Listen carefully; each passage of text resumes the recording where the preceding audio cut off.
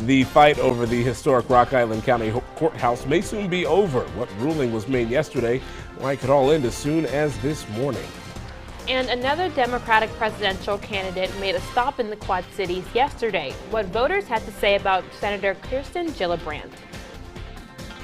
Live from the Local 4 News Studios, this is Fox 18 News at 8 in high definition. Good morning, everybody, on this Wednesday morning. I'm Redrick Terry. And I'm Alexandria Ikomoni. Thanks for watching Fox 18 News at 8. Efforts to protect the historic old Rock Island County Courthouse have been lost. A lawsuit filed to save it was dismissed yesterday. Fox 18's Andrea Medina joins us live outside the Rock Island County Courthouse. Andrea, what happens next? Good morning, guys. Since the judge dismissed the complaint to avoid a demolition, now, of course, the fear several preservation groups have is that the county is going to have crews out here as early as today. And once they start tearing it down, they really can't be stopped. Yesterday, the Peoria County 10th Circuit Court filed in favor of Rock Island County's motion to dismiss a lawsuit intended to stop the demolition. The judge said Rock Island County is exempt from the Illinois State Agency Historic Resources Preservation Act. The National Trust for Historic Preservation, the Rock Island Preservation Society, among other groups, filed the lawsuit in February. They argue the building is historically significant and want developers to find another purpose for it. Landmarks Illinois disagrees with the decision, tells Fox 18 News it could appeal. Now we're going to stay out here all morning long, making sure to see if crews end up showing up and start preparing for that demolition. Redrick, Alexandria, I'm going to send it back to you guys. Andrea, thank you. Another presidential hopeful made a stop in the Quad Cities last night. Your local election headquarters caught up with Senator Kirsten Gillibrand. Yeah, she spoke to a packed house at the Barrel House in downtown Davenport. She says she would push for legislation that matters to Iowans, including measures that support agricultural trade and rural broadband. Gillibrand says she also does something that the president cannot, and that is work across party lines. I bring good ideas to the floor, I find Republican support, and I pass bills. People in Iowa want someone who will make a difference and get things done. That is who I am. That's the experience I've had over the last 10 years, and it's what I do. Well, a lot of people at the campaign event say this was their first real exposure to Gillibrand and her policies. Fox 18's Grace Runkle has some of their reactions. Dozens of people packed into the Barrel House here in Davenport to learn more about Senator Kirsten Gillibrand, a presidential candidate they didn't know a lot about. And after the meet and greet, several voters say they're interested, but they still have a lot of questions. I will not let you down. That was Gillibrand's last promise to the voters as she asked them to back her campaign. But many people at Barrel House said they aren't ready to commit. I was a little disappointed when she answered my question. Ruben Lucio is in town visiting from Brooklyn, New York. My name is Ruben, and I have 2 herniated discs in my spine. He asked Gillibrand if she would back Medicare for All, a program that would help him pay for treatments for his chronic pain. Yes. I was really hoping that she would give me more than just kind of a general explanation of why she supports it. I wanted a hard, yes, I'm going to co-sponsor this piece of legislation. Tom Jones from Clinton said he still has questions for her, but likes that Gillibrand disputes an old political stereotype. Males dominate and women are supposed to be relegated to the back seat. And I believe that she's very strongly the antithesis of that. Others said Gillibrand's answers were genuine. I didn't feel like she was just going through the talking points. I really felt that she cared about what she was saying. But this Bettendorf neighbor says she's far from making a final decision. I think it's too early to tell, but she definitely got some points in the book for me. Gillibrand says this is her 3rd visit to Iowa, and she says she has a lot more stops planned. And as your local election headquarters, we're going to keep covering her visits. In Davenport, Grace Runkle, Fox 18 News.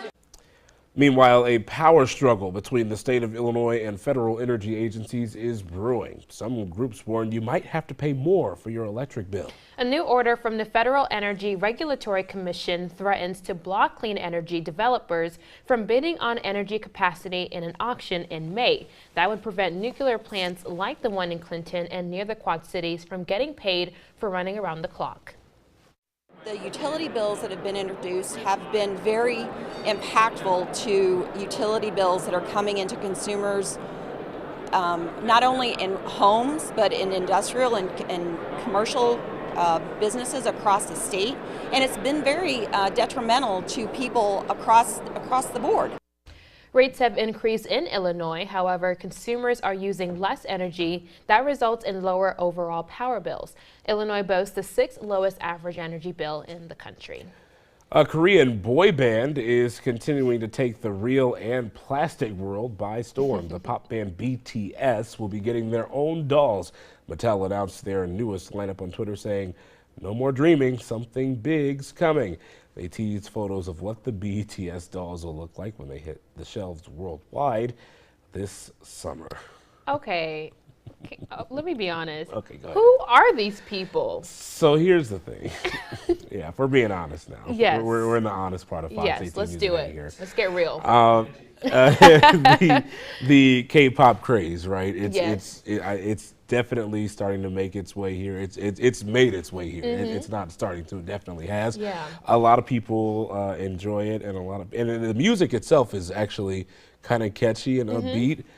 I just can't get into it like everybody else is. It's an obsession for a lot of people. Apparently, because they've been winning awards, and I'm like, who are these people? Yes. I haven't heard a single one of their songs, if I'm being honest. Kudos to them, you got your dolls. No one's stopping your bag there, but I don't know who these people are. Ash, have you heard any of their songs? No, I keep hearing, oh, the K-pop craze, the BTS craze. Who's the crazy? kids. It's the Who's kids. crazy? The 12-year-olds? A new generation. kids, yeah. Oh, A those whole new kids. generation. It's the kids. The kids love it. YouTube, the interwebs. That's the reason. I'm just kidding. Hey, good for them. Make your money. All right, here today, 41 outside. We do have some cloud cover, a little bit of light drizzle, but for the most part, we're doing okay. Traffic moving along just fine. Looks like this stretch of I-74 is still open on the Iowa side, so things will be okay once you make it. Yeah, across the bridge. Most of us right now about 10 degrees warmer than this time yesterday. We are sitting right now in the upper 30s, lower 40s. I think the rain's pretty much all said and done. That's all moved off into central Illinois now. It's just a little light drizzle right now, and hopefully going to have a little bit of sunshine move in this afternoon. Temperatures will peak in the mid-50s as they do. Oh, God, that just looks so comfortable. It does. I'm really excited about the fact that spring is here and temperatures are starting to look like it. I think it's finally safe to say maybe that spring is here. Today's the first official Today day. is the day, right? So I'm saying it's here. All right. We did have snow last weekend. I know, and I'm not a meteorologist whatsoever, but just saying. I'm just saying. All right, coming up, migrants are still making their way to the southern border. How it's increasingly becoming a hard situation for Border Patrol agents. The time now is 8:08. You're watching Fox 18 News at 8. Fox 18 News is live at 8 with Redrick Terry, Alexandria Ikomoni, and meteorologist Ash Simpson. You're watching Fox 18 News at 8 in high definition.